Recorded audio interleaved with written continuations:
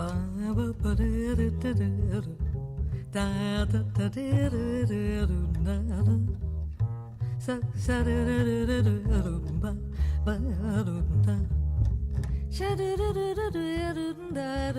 welcome back to Spider's Web. This is my special holiday edition. I've always loved the holidays. I love cold weather and parties and great food and drinks, of course. And I have so much fun being with friends and family. And, maybe some of you aren't that crazy about your family. And if you're not, spend more time with your friends. It's a blast.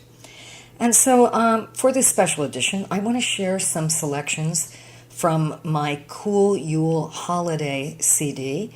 And it was a great pleasure making this recording. And I just want to share some personal thoughts and stories about this festive time of year.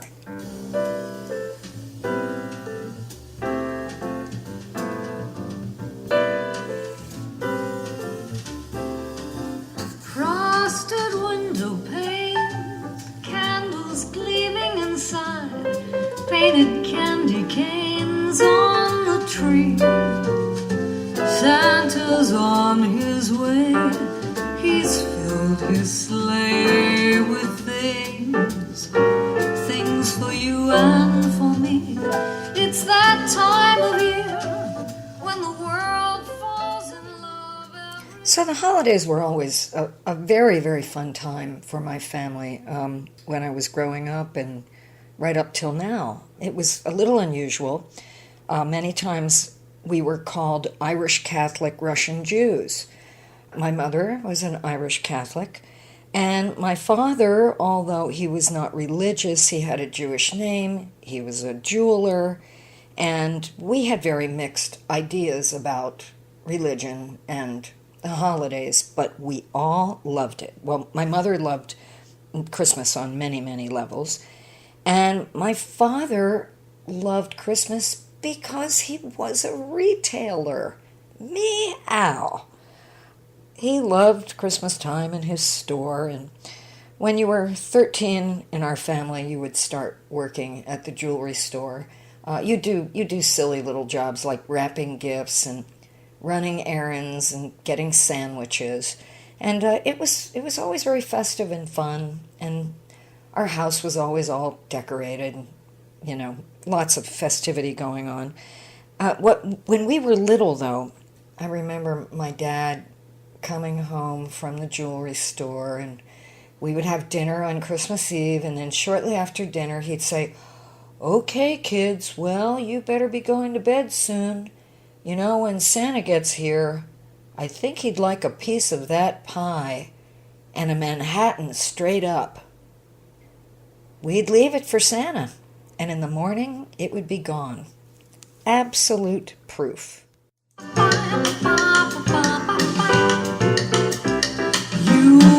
Watch out, you better not cry, you better not pout, I'm telling you why.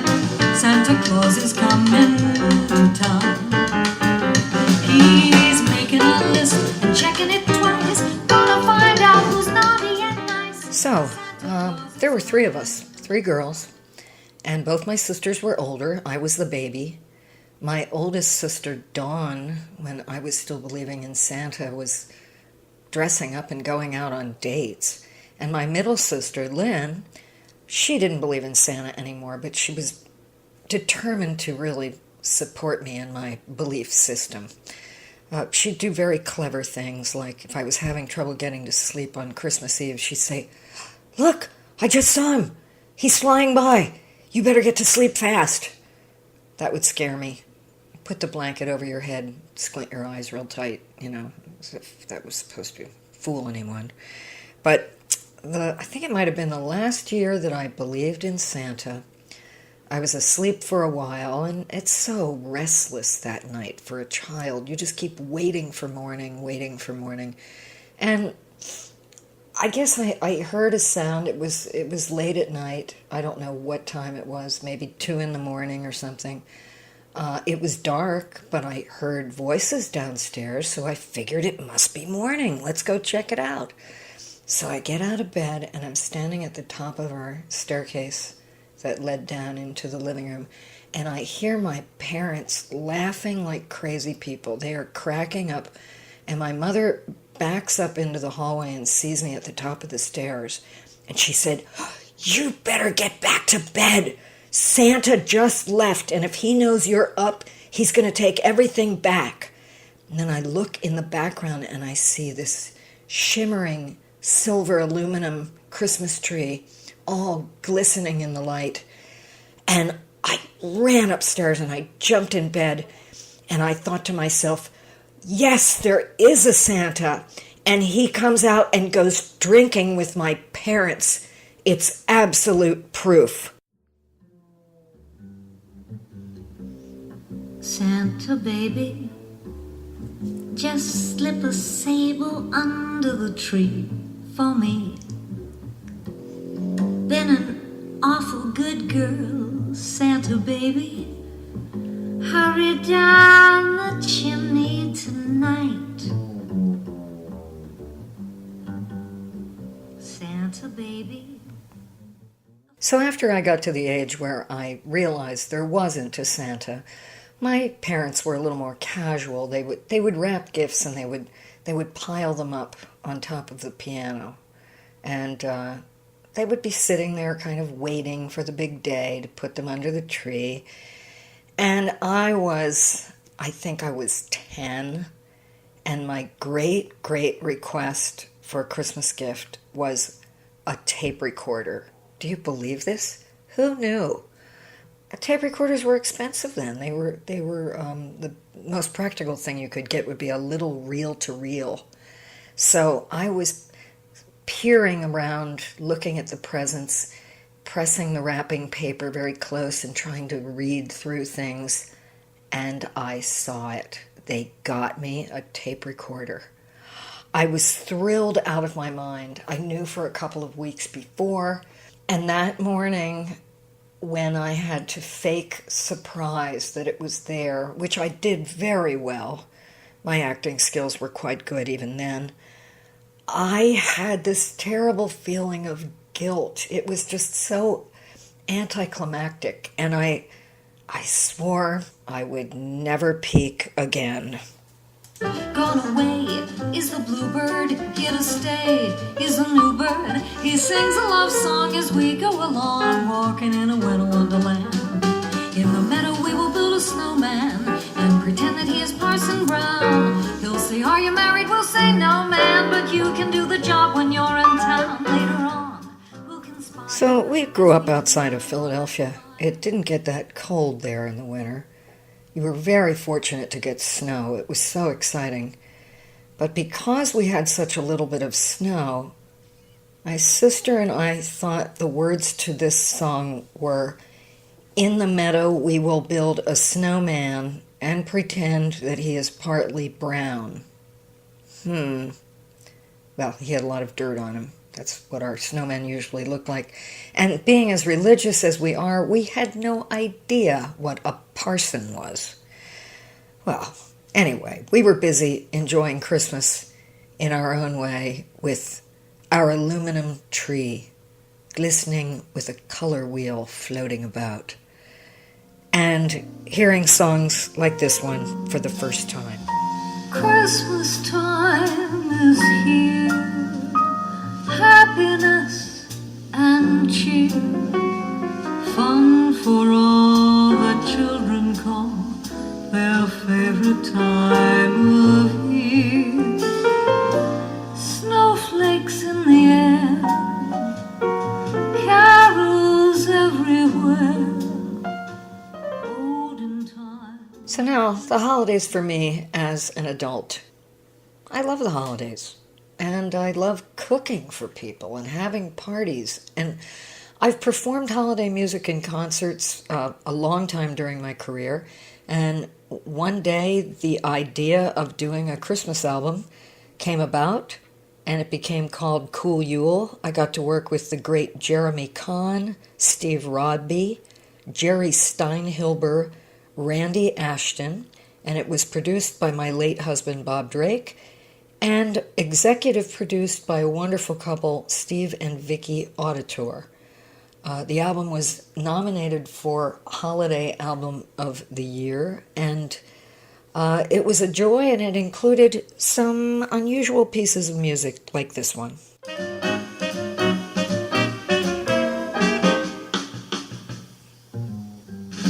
From Coney Island to the Sunset Strip, somebody's gonna make a happy trip tonight while the moon is bright. He's gonna have a bag of crazy toys to give at corners to the girls and boys. So dig, Santa comes on big. He comes a-calling when the snow's the most, and all you cats are sleeping warm as toast. And you're gonna flip when old Saint Nick plays a lick on his peppermint stick. He comes a-flying from the highest place and fills the stockings by the fireplace. So you'll have a Yule that's cool. And that was the title cut of the CD, Cool Yule, written by one of our Chicago heroes, the great Steve Allen, who I got to basically communicate with via the mail and recordings. And he loved that I was doing this recording, and I sent him an invitation to come to the opening night party, the release party. And I got a letter from him in October saying that he wouldn't be able to attend because he had other plans. He actually passed away. I guess he did have other plans, but it was pretty thrilling to have his endorsement. But the biggest endorsement for this collection came from the great Hugh Martin, who wrote the score for Meet Me in St. Louis, and most famously wrote Have Yourself a Merry Little Christmas for Judy Garland. And Hugh said, "It's one of the best Christmas albums that I've ever heard. Forget Christmas. It's one of the best albums I've ever heard." Well, I'm going to tell you a little story about the wonderful Hugh Martin. Have yourself a merry little Christmas. Let your heart be light. From now on, our troubles will be out of sight.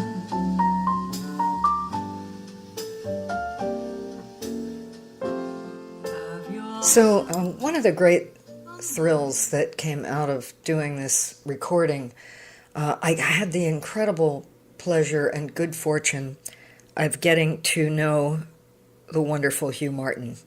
He was so sweet and candid, and he was so loving about this whole production. He was a Southern gentleman, and he was quite a character. And he told me this story about writing the score for Meet Me in St. Louis. And he said, well, you know, I was very young and uppity at the time, and I was so excited about being on the project, and they asked me to write a Christmas song, but it had to be a sad song, because the family was upset that they were going to have to leave St. Louis and move to New York. So I walked into the set to present my song, everybody sitting around, Judy Garland and Vincent Minnelli and everybody, and I sang, "Have yourself a merry little Christmas. It may be your last. Next year, we may all be living in the past." Well, he said they just all laughed at me. They couldn't believe how ridiculous these lyrics were. Well, I was so upset, I just stood up and stormed out of the room. Well, I was just going to get rid of the whole song. I just said I won't have anything to do with it. I'm trashing the whole thing. And they begged me just to write another lyric, and I wouldn't do it. And then they sent the actor, young, handsome Charles Drake, to take me out to lunch and talk some sense into me.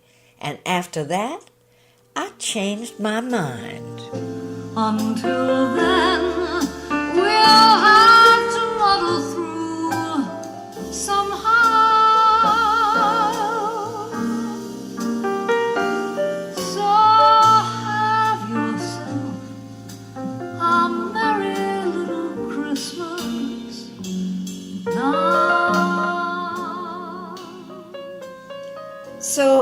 note, whatever note that may be, I want to take a moment to wish you all a wonderful holiday season.